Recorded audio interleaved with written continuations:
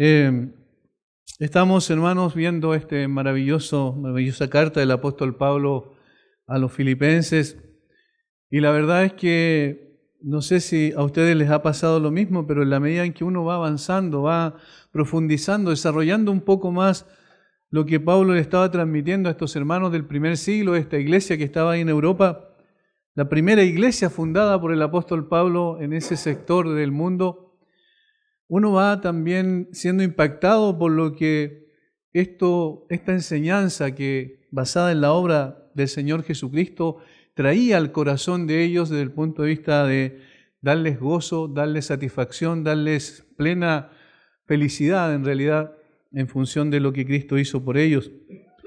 Y cómo el apóstol Pablo le escribe a ellos calmándoles en el sentido de la preocupación normal que tenían por lo que estaba pasando con su vida al estar preso en Roma injustamente por causa del Evangelio.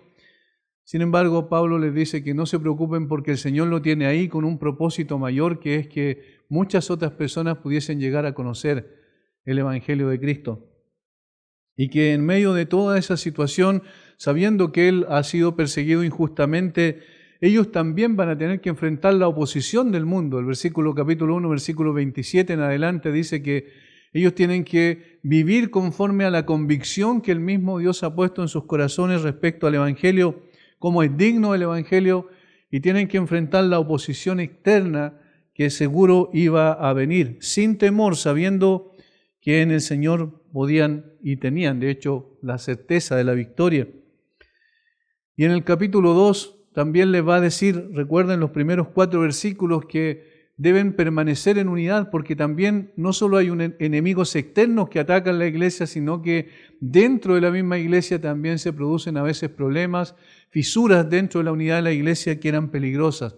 Y por eso Él les exhorta, les llama a tener un corazón humilde y tratar de no imponer su criterio por sobre los demás, sino por el contrario, ver a los demás como superiores a ellos mismos. Y eso es una tarea difícil, sabemos, considerando el orgullo que es natural en el corazón humano. Sin embargo, la forma de mantener la unidad, de que no se produzcan divisiones dentro de la iglesia, era precisamente esa. Ahora, eleva su vista, su corazón hacia el cielo y puede mostrar la obra del Señor Jesucristo y a Cristo como el prototipo mayor en cuanto a lo que significa la humildad y la obediencia. Y por eso en el versículo 5 dice: haya pues en vosotros este sentir que hubo también en Cristo Jesús. Este sentir que hubo también en Cristo Jesús. ¿Cuál es este sentir? Del versículo 6 al versículo 11 lo desarrolló. Que siendo Dios no estimó el ser igual a Dios como cosa que aferrarse, sino que se despojó a sí mismo tomando forma de siervo, y estando en la condición de hombre se humilló a sí mismo hasta la muerte y muerte de cruz.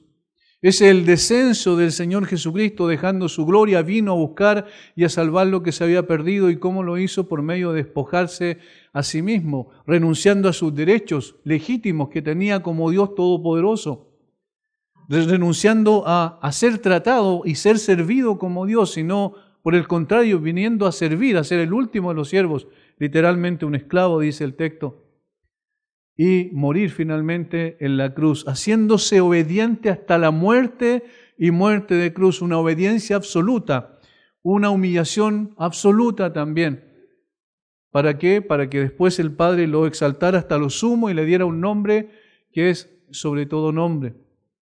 Para que el Padre lo levantara, lo exaltara con exaltación, dice el texto original, es decir, pudiese llevarlo a las alturas, a la gloria que tenía con él, con el Padre antes que el mundo fuese, como dice en Juan 17, cuando él ora al Padre en los primeros 5 versículos hablando de la obra que él vino a hacer para glorificar al Padre, y el Padre también ahora lo iba a glorificar a él.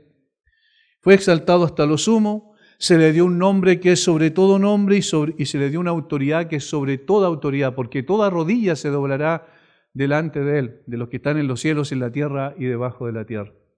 Y toda lengua iba a confesar, dice Pablo, que Jesucristo es el Señor para gloria del Padre. De tal manera que mirando al Señor Jesucristo, los filipenses tenían que pensar, o los creyentes en Filipo tenían que pensar, cuál es la forma en que nosotros hemos de vivir, cómo hemos de vivir, y miraban a Cristo. Porque Cristo no solo es nuestro Salvador, sino que es nuestro mayor ejemplo. Nosotros miramos a Cristo y nos damos cuenta que el propósito de la salvación es ser conformados a la imagen de Cristo. Que el carácter de Cristo sea formado en nosotros, de tal manera que no es una cuestión simplemente de doctrina intelectual, sino que es una realidad vivencial. El cristianismo no se trata de enseñar una serie de verdades y que la gente lo sepa, sino el cristianismo se trata de que esas verdades van a transformar la vida de las personas. De que el corazón del creyente que es impactado por la obra que el Señor Jesucristo hizo, empieza a ver la vida de una manera distinta. Ya no mirando a los demás como inferiores a nosotros mismos, sino mirando a los demás como superiores a nosotros mismos, según la actitud de Cristo. Y sabiendo que la humildad es el camino correcto para poder andar en la voluntad de Dios. Sabiendo que la obediencia también es lo que el Señor nos enseña. Y entonces el apóstol Pablo va a comenzar el versículo 12 con una frase, unas palabras que son como una especie de bisagras que nos ayudan a aplicar lo que recién acaba de decir. Haya pues en vosotros este sentir que hubo también en Cristo Jesús. Después entonces detalla cuál es el sentir, cuál es la motivación, la actitud que el Señor Jesucristo tuvo. Y entonces ahora dice, por tanto, en consecuencia, ahora entonces ustedes tienen que vivir de esta manera. Eso es lo que pasa a explicar del párrafo del versículo 12 al 18. Pablo está mostrando el prototipo de la obediencia perfecta, la humildad perfecta y la sumisión perfecta, como es el Señor Jesucristo en los versículos anteriores. Mirando a Cristo, entonces los creyentes en Filipo debían actuar en consecuencia, evidenciando en sus vidas la obediencia y la humildad de Cristo. ¿Para qué? Para que no se produzcan fisuras en la iglesia, para que pudiesen ellos propender a la unidad, para que ellos pudiesen contribuir a la unidad de la iglesia y para que las mismas vidas de los creyentes sean la evidencia de que efectivamente Cristo vive en ellos. Todo esto está dado en términos de plurales, es decir, a toda la congregación, no a algunas personas en particular. Por tanto, amados míos, como siempre habéis obedecido, no como en mi presencia solamente, sino mucho más ahora en mi ausencia, ocupaos en vuestra salvación con temor y temblor, porque Dios es el que en vosotros produce así el querer como el hacer por su buena voluntad. Esto, por tanto, entonces es una bisagra explicativa, en tanto que une el ejemplo sublime de Cristo y el llamado a la obediencia en los versos siguientes. Y este es el tema en cuestión que yo quiero tratar en el día de hoy con ustedes. El llamado a la obediencia como consecuencia de lo que Cristo hizo por nosotros. ¿Por qué hemos de obedecer? ¿Cuál es la razón principal de nuestra obediencia? Es la imitación al Señor Jesucristo. Ahora, en los versículos 12 y 13 me voy a detener en esta noche para después tomar los versículos 14 al 18, porque me parece que los versículos 12 y 13 son esenciales para poder entender qué es lo que nosotros hemos de hacer y qué es lo que Dios hace en nosotros. Hay una responsabilidad implícita en el versículo 12 de cada uno de los creyentes y hay un poder manifiesto en cada uno de nosotros en el versículo 13. En el verso 12, que ha causado lamentablemente mucha polémica, el verso 12 y 13 han causado mucha polémica, especialmente el 12 a lo largo del tiempo en los círculos cristianos en cuanto al verdadero sentido del texto. Sin embargo, me parece bastante claro a la luz de todo el Nuevo Testamento. Recordemos que no podemos interpretar un texto sacado de contexto, dejando de lado el resto del Nuevo Testamento, porque entonces vamos a errar el camino. Algunos toman este verso para supuestamente demostrar que el hombre también participa en su salvación añadiendo su obediencia. Miren lo que dice el texto. Por tanto, amados míos, no, como siempre habéis obedecido, no como en mi presencia solamente, sino mucho más ahora en mi ausencia. Aquí está el llamado. Ocupaos en vuestra salvación con temor y temblor. Ocupaos en vuestra salvación. Y algunos han dicho, ven, ahí es claramente dice que el hombre también contribuye a su salvación. Porque dice, ocupaos en vuestra salvación. Sin embargo, el texto no da lugar a esa interpretación en absoluto. ¿Por qué no? Porque en todo el Nuevo Testamento dice que la salvación no es por obras, sino solamente por la fe, por la gracia del Señor. Porque por gracia sois salvos por medio de la fe, y esto no de vosotros, fíjense cómo quita al hombre, pues es don de Dios.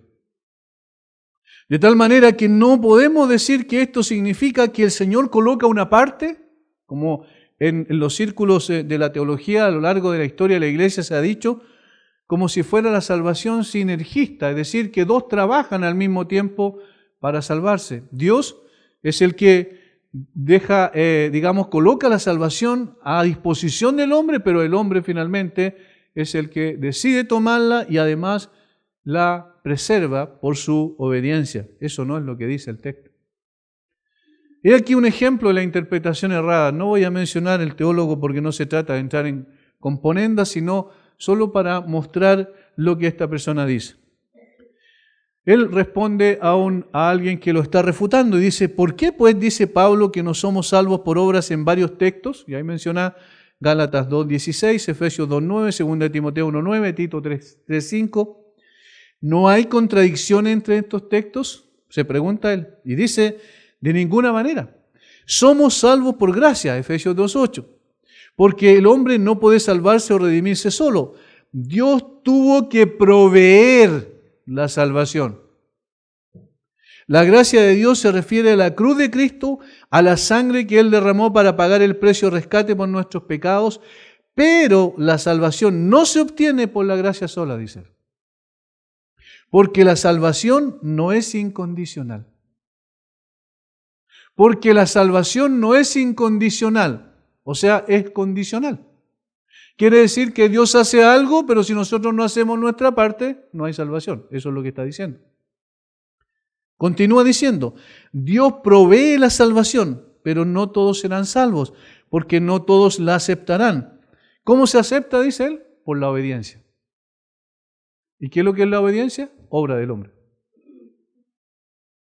Entonces se está dando a entender que sí es por la gracia, pero en realidad nosotros tenemos que hacer algo. Es como dijo un famoso cantante mexicano hace un tiempo atrás, que también es pastor. Él dijo, si tú no recibes, si tú no aceptas lo que el Señor está haciendo, en realidad Dios queda atado de mano, porque tu libre voluntad, tu libre albedrío no permite que Dios obre en ti. Entonces Dios no puede hacer nada. Eso es absurdo, es completamente absurdo, porque la salvación no es provista solamente por Dios, sino es aplicada por Dios al corazón de la persona. La salvación es una obra de Dios completa, y ahí utilizaban otro término los teólogos que es monergista, es decir, solo Dios obra. Solo Dios obra. ¿Recuerdan a Lidia? Cuando estaba ahí con las mujeres a la orilla del río y Pablo comenzó a enseñar la palabra de Dios y entonces dice, Dios abrió el corazón de Lidia. Dios abrió el corazón de Lidia. ¿Por qué Lidia aceptó el Evangelio? Porque Dios abrió su corazón. De tal manera que la salvación es una obra de Dios, solo de Dios. Y es lo que dice este teólogo es errado, evidentemente, por lo que la Escritura menciona. El famoso predicador Carlos Spurgeon dice al respecto algo interesante que refuta lo anterior que hemos visto. Por tanto, dice él, estas palabras, como se mantienen en el Nuevo Testamento, no contiene una exhortación para todos los hombres, sino están dirigidas al pueblo de Dios, es decir, a los que ya son salvos. ¿A quién le escribe Pablo la carta a los filipenses? ¿A la ciudad de Filipo o a la iglesia de Filipo? ¿Cómo los trata? Como creyentes. Por tanto, no le está diciendo, ustedes creyentes gánense la salvación. Sería contradictorio, ¿cierto? Entonces, continúa Spurgeon. No tienen la intención de una exhortación para los que no se han convertido. Ellas están, al encontrarlas en la epístola, más allá de toda pregunta dirigida a aquellas que ya son salvos a través de una fe viva en el Señor Jesucristo. Por tanto, cuando dice ocupaos en vuestra salvación, no está diciendo ocupaos para vuestra salvación. ¿Entienden la diferencia? No ocúpense para lograr la salvación, sino que ocúpense porque ya han sido salvos en la salvación. No es un llamado a trabajar para ser salvos, sino para trabajar como salvos.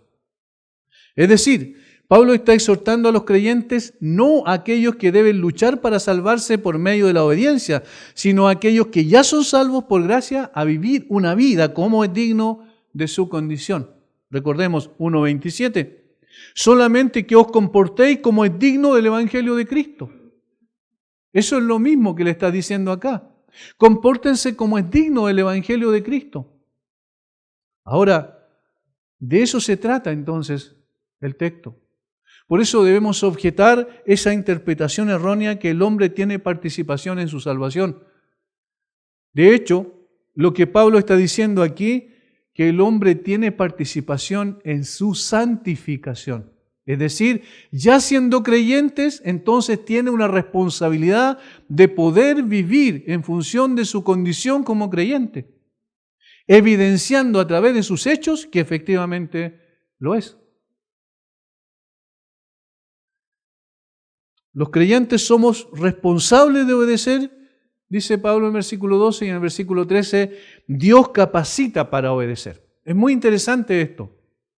Hay un imperativo en el versículo 12 que es una orden, ¿cierto? Eso significa un imperativo, un mandamiento. Y en el versículo 13 hay un indicativo, es decir, lo que Dios hizo por nosotros. En el versículo 12 dice lo que Dios nos llama a hacer nosotros responsablemente como creyentes, obedecer. Pero en el versículo 13 dice, ¿por qué podemos obedecer? ¿Qué nos capacita para obedecer? Y esto es lo primero que vamos a ver. Versículo 12, la obediencia es responsabilidad del creyente. La obediencia es responsabilidad del creyente. Específicamente el llamado a la obediencia aquí es ocupaos en vuestra salvación. Ese es el llamado, ese es el imperativo, ese es el mandamiento. Pablo dice, como siempre habéis obedecido, o sea, da a entender que los creyentes en Filipo eran creyentes obedientes, que efectivamente se sometían a la palabra de Dios, porque era una buena iglesia, bien sabemos por lo que Pablo menciona. Sin embargo, él dice, no solo como cuando yo estaba presente con ustedes, porque ojo que ahí hay una cosa interesante. A veces cuando está el líder o el pastor o el siervo, como le queramos llamar, de la iglesia, la gente tiene un comportamiento, pero cuando no está, tiene otro comportamiento. Y Pablo no quería evitar eso. Como decimos normalmente, un dicho nuestro, cuando el gato sale, los ratones hacen fiesta, ¿cierto? Es decir, hay un cambio de actitud. Pablo no quería que hubiese un cambio, porque quería que hubiese una convicción y una certeza y un camino claro que los creyentes anduvieran, independiente si él estaba o no estaba. Antes había estado con ellos, ahora no estaba con ellos porque estaba encarcelado. Entonces por eso él dice, como siempre habéis obedecido, no como en mi presencia solamente, sino mucho más ahora en mi ausencia. Y aquí está la orden. Ocupaos en vuestra salvación con temor y temblor. Pero, ¿qué significa entonces este mandato? Ocupaos en vuestra salvación. Es por supuesto un llamado a ser evidente en cada área de su vida esta salvación que les había sido dada por gracia. Una exhortación a vivir conforme a lo que ellos son en Cristo. Es interesante que el Señor nunca nos pide algo que nosotros no somos. Recuerden, por ejemplo, cuando dice el Señor Jesucristo en el Sermón del Monte, dice, vosotros sois la sal de la tierra, la luz del mundo. Miren, yo he escuchado interpretaciones de ese versículo o aplicaciones muy erradas. Por ejemplo, la gente dice, tenemos que ser sal de la tierra, tenemos que ser luz del mundo. Ese texto no dice eso. Dice, vosotros sois. ¿Ven la diferencia? Y entonces lo único que dice, vosotros sois luz del mundo, entonces alumbren. Ustedes son sal de la tierra, entonces obren para evitar la preservación, digamos la corrupción, porque la sal hace ese efecto. Entonces, el Señor no nos pide nada, no demanda nada de nosotros que Él mismo no nos haya hecho ya. Ya nos hizo creyentes, ya nos hizo sus hijos. Entonces, ahora como sus hijos, Él nos manda a vivir de esa manera. Ahora, ¿en función de qué? En función de lo que Cristo hizo. Haya pues en vosotros este sentir. ¿Qué es lo que dice el versículo 8 del capítulo 2 respecto de Cristo? Y estando en la condición de hombre, se humilló a sí mismo, haciéndose obediente hasta la muerte y muerte de cruz. ¿Ven? Y de aquí dice, como siempre habéis obedecido. Miren a Cristo, vean la obediencia de Cristo. ¿Cómo fue esa obediencia? ¿Fue total? ¿Fue absoluta? ¿Y cuál fue la actitud para la obediencia? La humildad. Se humilló a sí mismo. Se sometió a sí mismo. ¿Cuál será entonces el obstáculo mayor para la obediencia? Nuestro orgullo. ¿Cuál es el camino para la obediencia? La humildad.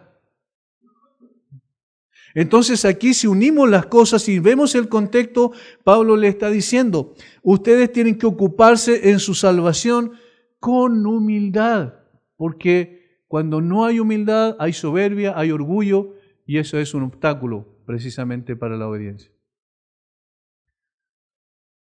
Observando el ejemplo sublime de Cristo, los creyentes han de ser motivados y movidos a imitar su humildad y obediencia al Padre. Ese es el prototipo mayor, ese es el ejemplo máximo. Allí debe estar puesta la mirada de cada uno de los creyentes. En este sentido, la responsabilidad de los creyentes recae en el hecho de ser conscientes de que son salvados para obedecer, pero no son llamados a obedecer para ser salvados. ¿Entienden la diferencia? Son llamados para obedecer, pero no son llamados a obedecer para ser salvados, lo cual sería una salvación por obra. Nuestra salvación está completa por lo que Cristo hizo por nosotros, en lugar de nosotros. Pero aún está en proceso la obra de Dios en nosotros. Por nosotros la obra ya fue hecha en Cristo. Pero en nosotros la obra sigue siendo hecha por el Espíritu de Dios que mora en nosotros. Entonces, a eso es lo que apunta nuestra responsabilidad. Se nos exhorta en este texto, como dice un teólogo de apellido Miller, que el creyente debe ocuparse en lo que Dios en su gracia ya ha obrado. El creyente se debe ocupar en lo que Dios en su gracia ha obrado. Algunas personas creen que el recibir la gracia de Dios, y esto es un peligro para muchos creyentes, nos vuelve personas inactivas. Pero si Dios no obra en mí, yo no puedo hacer nada. Pero si la verdad, si Dios no hace algo en mí, bueno, yo no hago nada y me quedo sentado con brazos cruzados. Pero aquí está Pablo llamando, exhortando, mandando a los creyentes diciendo, ocúpense en su salvación. Por tanto, la obra de Dios no anula la responsabilidad nuestra. Por el contrario, la activa. Algunos esperan que como una especie de varita mágica, Dios haga los cambios y las transformaciones en nuestra vida. Dios va a hacer los cambios, total, Dios es el que hace todo y nosotros no hacemos nada. No. En la santificación, que es el proceso de la salvación que nos va a llevar a la glorificación, nosotros somos responsables de obedecer lo que Dios nos ha mandado. Nosotros no somos totalmente pasivos en absoluto en este proceso. La Escritura muestra claramente que la salvación, la santificación es una obra sinergista. La salvación es una obra monergista, solo Dios trabaja. La santificación es una obra sinergista, dos trabajan. Dios produciendo el querer como el hacer y nosotros obedeciendo a Dios. ¿Entienden la diferencia? La salvación, como dije, es una obra exclusiva de Dios, pero la santificación es una obra de Dios en nosotros y a través de nosotros. Por eso es que hay grado de madurez espiritual. Ocupados de la salvación significa produzcan algo dado que son salvos. Otro teólogo dice, refiriéndose a esta palabra, el presente de imperativo o imperativo tiene un sentido de comienzo. Comiencen a desarrollar las cualidades de lo que ahora son, de la nueva naturaleza que tienen. Son personas distintas porque Dios ha obrado en sus corazones, les ha sacado de las tinieblas a la luz. Dios les ha dado una nueva naturaleza. Esa nueva naturaleza es una naturaleza que debe tender a la obediencia. Y de hecho, esa es una evidencia de un verdadero creyente. ¿Cómo podemos saber si alguien, hasta donde nosotros podemos ver si alguien es salvo? Porque está produciendo fruto de obediencia a la voluntad revelada de Dios. Comiencen a practicar lo que hayan recibido por gracia, está diciendo. Ahora, ¿cuál es la actitud que deben tener? Dice, ocupaos en vuestra salvación con temor y temblor. Ahí está la actitud. Otra vez, aquí está claramente establecido el hecho de que tenemos que mirar a Cristo para poder entender de qué se trata esto. Cuando alguien no tiene temor de Dios, no tiene ningún deseo de obedecer a Dios. Cuando alguien teme a Dios, tiene deseo de obedecer a Dios. ¿Qué es lo que dijo después de toda su explicación, su exposición, el predicador Salomón en Eclesiastés? Después de decir que todo era vanidad, que todas las cosas que habían bajo el cielo, debajo del sol literalmente, no tenían ningún sentido, ningún propósito, al final dice, el fin del discurso oído es este: temed a Dios y guardad sus mandamientos. Miren cómo está la asociación entre el temor y la obediencia. ¿Cuándo se evidencia que una persona realmente teme a Dios? Cuando guarda su palabra. Cuando no teme a Dios es cuando dice temer a Dios pero no guarda su palabra. Es decir, el temor a Dios es el que nos lleva a obedecer a Dios. No en el sentido del temor del terror del infierno porque ya somos salvos, sino en el sentido del temor de consideración de la grandeza de Dios, de la santidad de Dios, de la perfección de Dios, del amor de Dios para con nosotros. Eso nos lleva a tener un concepto correcto de Dios y nos lleva a una obediencia consecuente. Ayer conversábamos con los jóvenes, estamos viendo quién es Dios, estamos conociendo a Dios a través de su palabra y veíamos, por ejemplo, el atributo de su omnipresencia, que tanto lo conocemos nosotros, quizás desde la escuela dominical se ha enseñado esto, pero cuando uno lo medita y lo aplica a sí mismo, la situación cambia. Cambia completamente, porque cuando entendemos que Dios está con nosotros todo el tiempo, entonces también hay un sentido de temor reverente de parte nuestra. Un sentido de no fallar a ese Dios maravilloso que hizo tanto por mí. Cuando yo entiendo eso, entonces mi corazón se refrena, mi actitud también es distinta. Donde yo voy, Dios está, entonces yo tengo que cuidar mis pasos donde voy. Hay un desafío, y el desafío significa que yo voy a ir donde Dios esté grato y donde obviamente eso sea agradable delante de sus ojos. En ese sentido hay un temor de reverencia, hay un temor de consideración, la presencia de Dios conmigo. Y eso es lo que veíamos ayer con los jóvenes. Y por eso la Biblia dice que el principio de la sabiduría es el temor de Jehová. Una persona sabia es una persona que teme a Dios. ¿Pero para qué? Para obedecer. No por una imposición ni por un terror tremendo, sino por una demostración de amor y de condescendencia hacia Dios por la condescendencia de Dios que Dios tuvo para conmigo. Hay un deseo de obedecer, con temor y temblor, dice Pablo. Más que miedo, la expresión indica una reverencia absoluta ante el hecho de la salvación y ante la gente de la salvación. Es un llamado a no tomar la salvación como un juego, a no tomar nuestra relación con Jesucristo como un juego, sino por el contrario, tomarla como el hecho milagroso más grande, más glorioso, más extraordinario, como lo que nosotros necesitábamos tanto y no había nadie más que lo pudiera hacer y Él lo hizo a través de su Hijo para salvarnos. Y por eso yo quiero obedecer. Yo deseo obedecer. Ese deseo de obediencia, más adelante lo vamos a ver, también es lo que el mismo Dios coloca en mí, pero es mi responsabilidad. Es nuestra responsabilidad como creyentes. Nosotros nos ocupamos en nuestra salvación, dijo alguien, con temor y temblor, pero no tiene que ser el temor al infierno o a la condenación, pero puede ser la reverencia justa y llena de admiración de Dios, el cual cada creyente debe tener. No tiene que ser el temblor de un pecador culpable, sino de un pecador perdonado por la sangre de Cristo. Nosotros deseamos obedecer al Señor porque entendemos quién es Él, lo conocemos, tenemos una relación viva con Él, lo amamos y queremos honrarlo. Por eso obedecemos. Temer a Dios a menudo significa algo totalmente diferente. Reverencia y fe que llevan a la obediencia.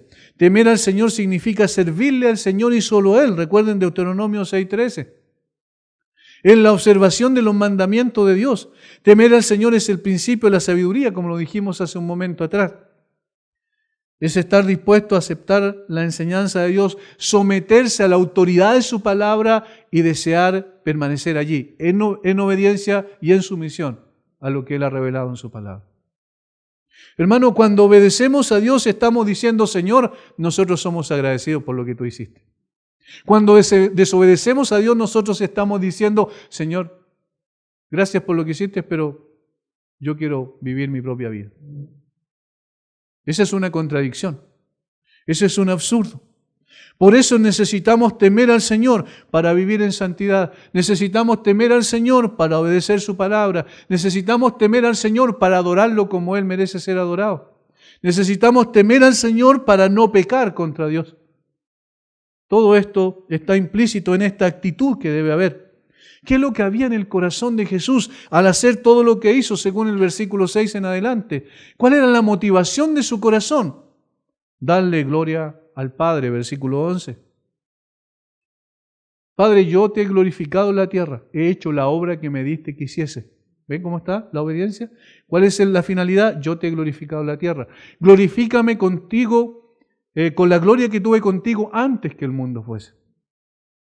Yo te glorifico, Padre, y tú me vas a glorificar también. ¿Cuál es el camino a la gloria? Es el camino de la obediencia y la sumisión. ¿Cómo? ¿Qué había en el Señor? El hacer tu voluntad, oh Dios, me ha agradado. Eso era lo que guiaba sus pasos. Hermanos, a eso nos llama el texto en cuestión. Esto requiere una actitud de humildad y no de autosuficiencia. Recordemos que Pablo les exhortó previamente a no hacer nada por contienda o por vanagloria. Es decir, sin jactancia y llenos de orgullo. Por favor, luchen contra el orgullo, dice en los versículos anteriores, del 1 al 4. Luego dice que tienen que hacerlo todo con humildad, estimando a cada uno a los demás como superiores a ellos mismos. De tal manera que el temor y temblor solo puede brotar de un corazón que se sabe un pecador perdonado, pero un pecador al fin, indigno de recibir lo que tiene. Y que la otra persona que está con él, la otra persona con la cual se relaciona, que es su hermano, también estaba en esa misma condición. Por tanto, yo no soy superior a él, eso es lo que está diciendo el texto. Y en consecuencia, yo debo buscar honrar a Dios por medio de la obediencia. Me ocupo en mi salvación, me ocupo en mi santificación por obediencia a Dios. Y entonces yo voy a tratar de que la iglesia de Cristo pueda funcionar unida. En la iglesia local donde el Señor me ha puesto por su gracia, yo debo procurar la unidad. Para eso necesito considerar a los demás como superiores a mí mismo. Es la actitud de Cristo y la actitud que debe haber en nosotros también. El reformador Juan Calvino, el gran reformador de Ginebra, lo explicó de esta manera cuando habló del temor. A él dice, a esto él lo llama en esta afirmación, pues ¿de dónde viene el orgullo, sino de la seguridad que produce la confianza ciega? Cuando nos complacemos en nosotros mismos y nos inflamos con la confianza en nuestras virtudes, creemos que somos mucho, más que descansar sobre la gracia de Dios. En contraste con este vicio, es el temor a que Él nos llama en este texto. A temer a Dios sabiendo quiénes somos, entendiendo la grandeza y la gloria de Dios y la obra perfecta de Él. Nosotros sabemos que no nos hemos ganado eso, sino que lo recibimos por gracia. Y entonces tememos en obediencia al Señor. Ahora, lo segundo, versículo 13. Porque Dios es el que en vosotros produce así el querer como el hacer por su buena voluntad. Y esto segundo es El poder de la obediencia viene de Dios. La responsabilidad de obedecer es de los creyentes. El poder de la obediencia viene de Dios. Noten cómo Pablo empieza con una gare en griego, es una pequeña palabra que es la que se traduce porque, que es una explicación del versículo anterior. Ocúpense en su salvación o en vuestra salvación con temor y temblor, porque Dios es el que produce en vosotros. Es notable este texto, puesto que nos enseña que si bien es cierto, la obediencia es responsabilidad de nosotros los creyentes, nos dice que la capacidad de obedecer y aún el deseo de hacerlo viene de Dios y no de nosotros. Esto es muy significativo y esto nos mantiene en humildad, ¿se dan cuenta? No, yo obedecí al Señor. No, yo obedecí porque el Señor colocó el querer como el hacer, por eso obedezco. La capacidad viene de Dios, no de mí. El Señor nos mantiene en nuestro lugar. Esto es muy similar a lo que dice Filipenses 1:6. Estando persuadido de esto, que el que comenzó en vosotros la buena obra la perfeccionará hasta el día de Jesucristo. El que comenzó, Él mismo la perfeccionará. Es el poder de Dios en nosotros. No, cada creyente, por eso no puede jactarse, nunca podemos jactarnos de nuestra obediencia. Porque este indicativo nos dice por qué es posible el imperativo anterior. ¿Por qué es posible obedecer? Porque Dios es el que obra en nosotros. En el versículo 12, Pablo llamó a los cristianos filipenses para que se ocuparan, ¿verdad?, de vivir en esa salvación que el Señor les había concedido por gracia. Y en el versículo 13 les asegura de que Dios obra en ellos para que esto sea posible. Dios obra en ellos, les da la capacidad de hacer lo que necesitan hacer. Porque Dios es el que en vosotros produce así el querer como el hacer. En el griego, la frase dice, la frase en realidad tiene que ver que lo primero que vemos es que Dios es puesto primero en el griego, es decir, Dios es el primero que aparece, es teos gar, no es gar teos, es decir, es Dios porque, no es porque Dios. No sé si me están entendiendo. ¿Por qué es importante esto? Porque el énfasis está en Dios. Él es el que obra, el poder de Él es el que está actuando. Y esto destaca precisamente la frase en griego. En el contexto, explica cómo es posible para los creyentes obedecer la orden divina. ¿Cómo puedes obedecer? ¿Cómo puedes ocuparte en tu salvación? ¿Cómo puedes someterte? ¿Cómo puedes producir, o mejor dicho, ir manifestando las características de humildad de Jesucristo? Porque Dios es el que está obrando en ti.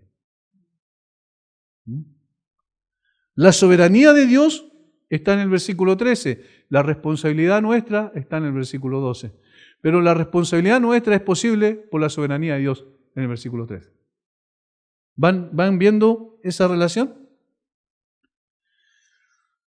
Algunos textos bíblicos del Antiguo Testamento que dicen algo similar. Segunda de Crónicas 30:12 dice lo siguiente. En Judá también estuvo la mano de Dios para darles un solo corazón, para cumplir el mensaje del rey y de los príncipes conforme a la palabra de Jehová. Dice, en Judá también estuvo la mano de Dios para darles un solo corazón. ¿Quién les dio un solo corazón? Dios. El poder de Dios obrando en ellos. Pero ¿quiénes fueron los que obedecieron a la palabra de Dios? Ellos. Pero ellos estaban obedeciendo lo que Dios puso en su corazón. Luego, en Isaías 26:12, algo similar. Jehová, tú nos darás paz porque también hiciste en nosotros todas nuestras obras. Mire lo que dice Isaías. Porque también hiciste en nosotros todas nuestras obras. Y recuerden lo que dice Efesios 2:10. Porque somos hechura suya, creados en Cristo Jesús para buenas obras, las cuales Dios preparó de antemano para que anduviésemos en ellas. Entonces Dios estableció nuestro camino. Dios es el que pavimentó nuestro camino y Dios es el que nos colocó las cosas delante y luego nos puso en ese camino. Y luego nos dio el deseo de poder andar por ese camino. Y luego nos dio el poder para hacer las obras que Él quiso que hiciéramos. Eso es lo que está diciendo el texto acá. El tiempo presente, porque está en presente continuo el tiempo del verbo, porque Dios es el que en vosotros produce, no dice produjo o producirá, sino dice produce, habla de algo permanente. Habla de la obra permanente de Dios. Literalmente este verbo es energón, de ahí viene nuestra palabra energía. Y lo que está diciendo es que el Señor está continuamente energizando a sus hijos, dotándolos, capacitándolos con poder. Es decir, estamos, por decirlo así, enchufados en la fuente de poder. Y en consecuencia por nosotros fluye el poder de Dios continuamente. Continuamente. No es algo que ocurrió, ni es algo que ocurrirá, sino es algo que está ocurriendo todo el tiempo, en todas circunstancias. Pablo no quería decir, no, la obediencia no sirve, sino que estaba juntando ambas cosas. Sabía que detrás de nuestra obediencia y servicio aceptable a Dios está el poder de Dios. De tal manera que entonces, ¿quién se lleva la gloria? Dios y no nosotros. Cuando obedecemos, nosotros, Dios se está llevando la gloria. Porque esa obediencia es posible porque Él obra en nosotros. Porque Él nos energiza literalmente según el verbo. Es muy interesante que el texto hable incluso del querer, no solo del hacer. O sea, dice que nuestros deseos están conducidos por Dios y dice que nuestra voluntad también está conducida por Dios, porque el querer como el hacer por su buena voluntad. Él lo produce. En 2 Corintios, el apóstol Pablo también, el capítulo 3, versículos 5 al 6, dice, no que seamos competentes por nosotros mismos para pensar algo como de nosotros mismos, sino que nuestra competencia proviene de Dios, dice Pablo, el cual asimismo nos hizo ministros competentes de un nuevo pacto, no de la letra, sino del Espíritu. No que seamos nosotros competentes en nosotros mismos, sino que nuestra competencia procede de Dios. En Colosenses 1:29 dice, para lo cual también trabajo, dice Pablo, luchando según la potencia de Él, otra vez la misma palabra, la potencia de Él, la cual actúa poderosamente en mí. Pablo decía que luchaba hasta la agonía, que luchaba con todas sus fuerzas. Pero ¿quién estaba actuando en él para que luchara con todas sus fuerzas? El poder de Dios. ¿Ven cómo las dos cosas están relacionadas? Por tanto, la soberanía de Dios obrando en nuestras vidas no reemplaza nuestra obediencia, sino que la hace posible. Como lo explica el teólogo actual John Piper. Dice, la soberanía de Dios en la santificación no remueve nuestra obligación, sino que la hace posible. El trabajo soberano de Dios en nosotros es nuestra única esperanza de que lucharemos hasta la madurez. La obra de Dios y su deseo en nosotros no hace de nuestro trabajo algo sin meta, sino que lo hace posible. Nosotros obedecemos y trabajamos en nuestro acto y escogencia, pero detrás de nuestro trabajo y deseo está Dios otorgándonos el deseo y el trabajo. Verdaderamente nuestra obra y realmente su regalo. Es verdaderamente nuestro deseo y realmente su regalo. Es decir, Dios es el que nos da el poder para obedecer. Dios es el que nos da el poder y el deseo de obedecer. Ocupados en vuestra salvación con temor y temblor, porque Dios es el que en vosotros produce así el querer como el hacer por su buena voluntad. Hermano, qué bueno es saber eso. Qué bueno es saber que no son mis fuerzas, pero sí mi determinación. Qué bueno es saber que no es mi poder, porque yo no podría hacer mucho con el poder que yo tengo, pero es el poder de Dios obrando en mí. Entonces podemos obedecer, no tenemos ninguna excusa para no hacerlo, porque tenemos el poder a nuestra disposición para realizarlo.